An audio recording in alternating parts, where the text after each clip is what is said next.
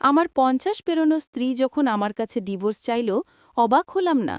কৌতুক করে বললাম, প্রেমে পড়েছ নাকি?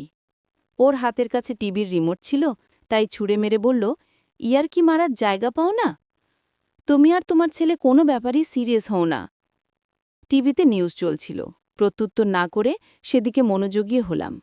একজন পুরুষের জন্যে চোখ কান খোলা রেখে জিহ্বাতে যথাসম্ভব লাগাম টেনে স্ত্রীর চাওয়া পাওয়া বুঝেও না বোঝার ভান করার নাম হচ্ছে সংসার।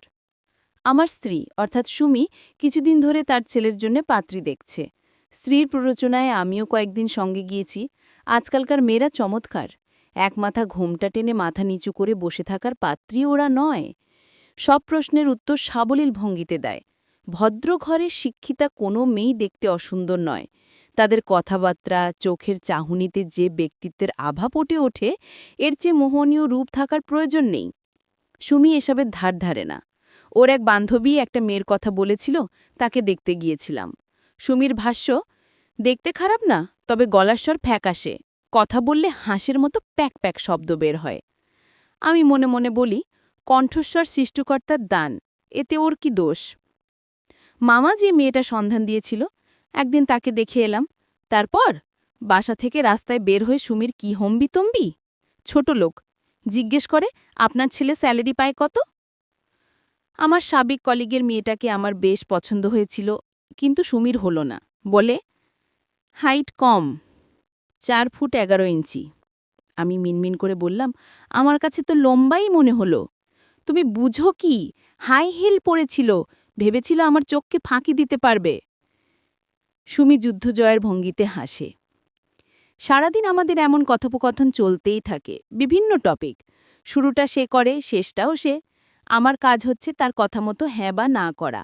এ কাহিনী কত মাস বা কত বছর চলত, তা স্বয়ং বিধাতাই জানেন। কিন্তু ঘটনা উল্টে দিল আমাদের ছেলে আকাশ। সে গত শুক্রবার নাস্তার টেবিলে ঘোষণা দিল, তার পছন্দের একটা মেয়ে আছে। সুমি পরোটা ভাজা রেখে দৌড়ে এলো। কি বলছিস? মেয়ের নাম কি? কি করে? বৃষ্টি, আমার ক্লাসমেট। এইচএসসির পর কন্ট্রাক্ট ছিল না, ফেসবুকে আবার পরিচয় হয়। কথাবার্তা বলে আমার ভালো লেগেছে। ও এখন একটা কলেজে পড়ায়। মেয়েটা তোর সাথে পড়তমান কি? এখনও বিয়ে হয়নি কেন? সুমি চোখ কপালে উঠল। আকাশ না শোনার ভান করে বলল, মা, আর একটা পরোটা ভেজে দাও, তেল কম দিও প্লিজ। শুরু হলো সুমির কান্নাকাটি। কথা শোনানোর জন্য ছেলেকে পায় না। পেনশন নেওয়ার পর সকাল বিকেল ২ ঘন্টার হাঁটার বাইরে আমার আর কোনো কাজ নেই। অতএব ছেলের ওপর যত ক্ষোভ আমার ওপর পড়ে।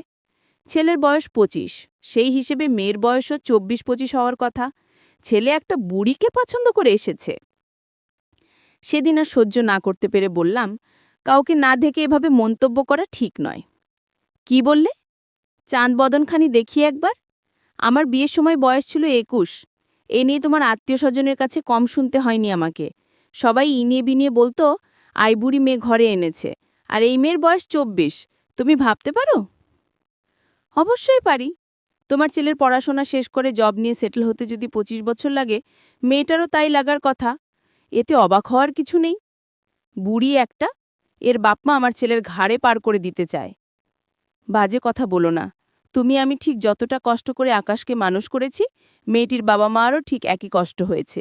তাদের স্ট্রাগল বরং আরও বেশি। বারবার বিয়ের সম্বন্ধ এসেছে। তোমার মতো কিছু আত্মীয় স্বজন মেয়ের বীর বয়স পার হয়ে যাচ্ছে বলে চেঁচিয়েছে। তারপরও মেয়েকে নিজের পায়ে দাঁড় করাতে পিছুহা পয়নি তারা। Hats off. কি বললে? আমার মতো মানে কি?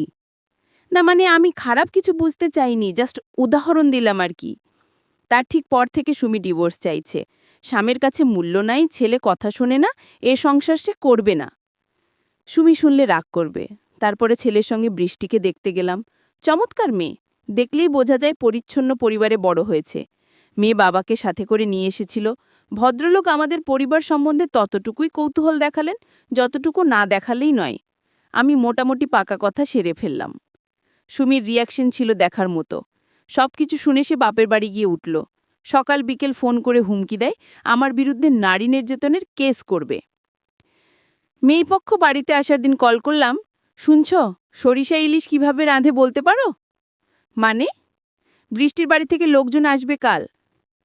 মেনু কি? খাসি, ইলিশ মাছ, সাদা ভাত আর ডাল। এর চেয়ে বেশি কিছু রাঁধতে পারি না। তুমি তো জানোই। ওপাশ থেকে ফোন কেটে দিল। গিন্নি বিকেলে এসে হাজির। ঘরদোর গোছাতে গোছাতে গজগজ করতে লাগলো, বাপ ছেলে বাড়িঘরে যে অবস্থা করে রেখেছি, মেয়ে পক্ষ বস্তি মনে করে পালিয়ে যেত। নেহাত বাড়ির মানসম্মানের প্রশ্ন, নয়তো আমি কখনো ফিরতাম না। ভালোই ভালোই বিয়েটা হয়ে গেল। সুমি দরজা বন্ধ করে কান্নাকাটি করছে। কাছে গিয়ে বসতেই বলে উঠল, একটাই ছেলে আমাদের, নিজের সুখ শান্তি বিসর্জন দিয়ে কত কষ্ট করে ওকে বড় করলাম, তার এই প্রতিদান। বলতে ইচ্ছে হলো, ছেলে পেটে ধরেছ, মানুষ করেছ, তার বদলে তুমি মাতৃত্বের সুখ পেয়েছ, এর চেয়ে বেশি আশা করাটা অন্যায়। একটা বয়সের পর সন্তানদের নিজেদের একটা করে জগৎ সৃষ্টি হয়। সেই জগৎ দূর থেকে দেখে বাবা মা অনুভব করতে পারে শুধু, কিন্তু প্রবেশ সৃষ্টিকটু। বলতে চাইলেও বলতে পারলাম না। মাতৃত্ব আর পিতৃত্ব এক জিনিস না। মায়েদের আবেগ হয় বাঁধনহারা। সন্তানের শত ভালোর মাঝেও হাজারটা ত্রুটি চোখে পড়ে। উঠে পড়লাম। বাইরে সুন্দর হাওয়া দিচ্ছে। একটু খোলা আকাশের নিচে একা একা হাঁটব। সুমিকে নিয়ে আমার কিছু করার নেই। শুধু মনে মনে প্রার্থনা করি, ছেলের বউয়ের সাথে ছেলের মায়ের সম্পর্ক যেন সুন্দর হয়।